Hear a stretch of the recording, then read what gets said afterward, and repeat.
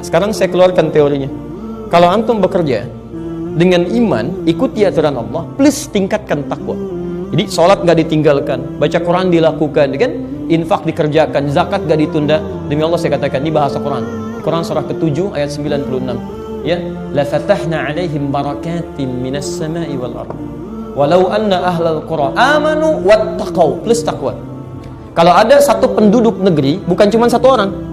Ya, satu penduduk negeri. Antum di sini kumpul ya, teman-teman pengusaha kumpul misalnya.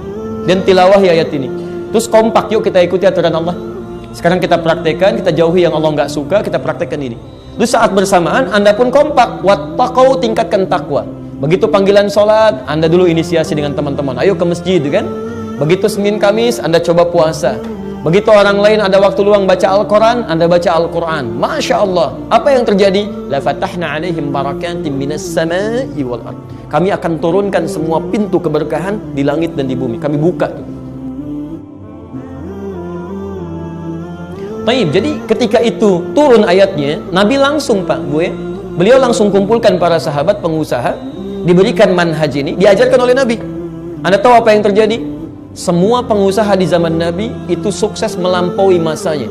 Saya katakan melampaui masanya, sampai hari ini pun asetnya masih ada. Sampai hari ini. Ya.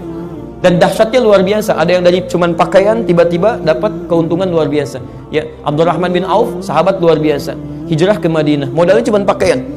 Ya, karena hartanya dirampas. Begitu sampai di Madinah, beliau praktekkan manhaj Nabi. Cuma dalam beberapa waktu sudah jadi orang paling kaya di Madinah, yang kapaknya terbuat dari emas. Pernah Madinah itu heboh ya, rame gitu kan. Ketika dicari, kata Sayyidah Aisyah, kenapa ini jadi rame? Keluar ternyata ada kafilah ya, barang dagangan Abdurrahman bin Auf yang di masa itu datang dengan 700 ekor unta penuh semua tadi. Ada emas, ada berlian, dan macam-macam dan sebagainya. Ketika ramai tadi dengan 700 untanya, kata Sayyidah Aisyah, saya pernah mendengar kata Nabi Abdurrahman bin Auf masuk surga dengan merangkak. Ya, maksudnya merangkak di sana lambat karena banyak yang di-scan-nya gitu kan. Bukan berarti merangkak begini, bukan. Ya, beliau langsung berpikir, jangan-jangan karena harta saya ini. Begitu datang 700 unta itu dengan dagangannya, kata beliau, saya sedekahkan semuanya untuk kepentingan Allah dan Rasulnya. Silakan untuk ahli Madinah, saya sedekahkan semuanya.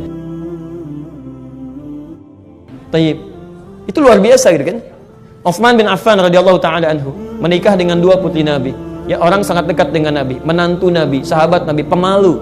Kata Nabi, malaikat Jibril juga kalau lihat Utsman ikutan malu. Ya, saking baiknya luar biasa. Tayyib. Bagaimana cara beliau berusaha? Diikuti manhaj Nabi, dilepaskan dari yang dilarang. Kayanya luar biasa. Dalam keadaan demikian sampai hari ini asetnya masih ada. Ya, perhatikan, bukan cuma iman tapi takwa. Begitu ada, mohon maaf, ada satu sumur ya, dimonopoli oleh Yahudi, kata Utsman, saya beli sumurnya. Tadinya ngambil air bayar, kata Utsman, sekarang nggak usah bayar. Sekalian ada kebun kurma di sekitarnya, saya beli, kata Utsman, 10 hektar. Ya, Masya Allah, dibeli oleh beliau, kemudian disedekahkan untuk orang Islam, sampai kemudian jadi sistem, jadi Saudi sekarang, tempatnya masih ada. Terakhir kami kembali dari Madinah, akan dibuat tempat-tempat penginapan, ya, yang setiap di situ royaltinya datang, disimpan di bank Saudi, disedekahkan atas nama sahabat Utsman bin Affan radhiyallahu ta'ala anhu, sampai hari ini. Jadi perhatikan, mereka tidak mengejar harta dunia dengan omset yang berlimpah, tapi bagaimana caranya Allah ridha dengan itu. Bisa nggak Anda baru datang misalnya kan, 700 truk penuh muatan emas, berlian, macam-macam dan sebagainya. Tiba-tiba begitu datang, hei, kamu scan-nya banyak nih, baiklah saya sedekahkan semuanya karena Allah dan Rasulnya. Bisa nggak? Itu nggak mudah gitu, mesti ada tarbiyah dulu. Ya, apa tarbiyahnya?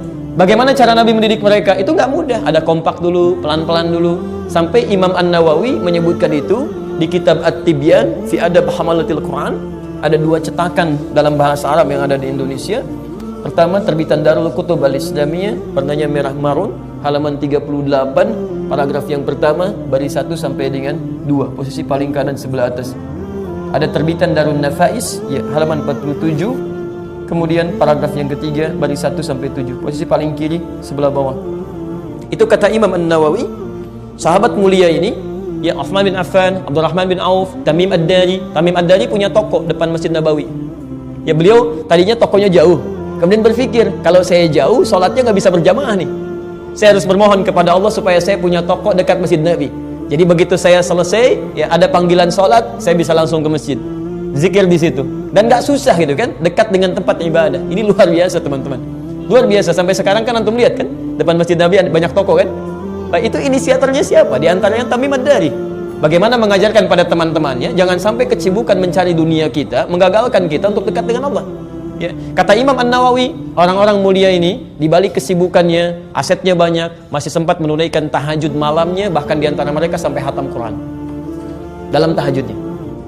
Lihat, sahabat Nabi, asetnya banyak, kayanya luar biasa, udah 15 abad masa asetnya masih ada, sangat pemalu, malaikat malu dengannya, menikah dengan 2 putri Nabi, masih menunaikan tahajud sampai ada yang hatam Quran, iman dan takwa.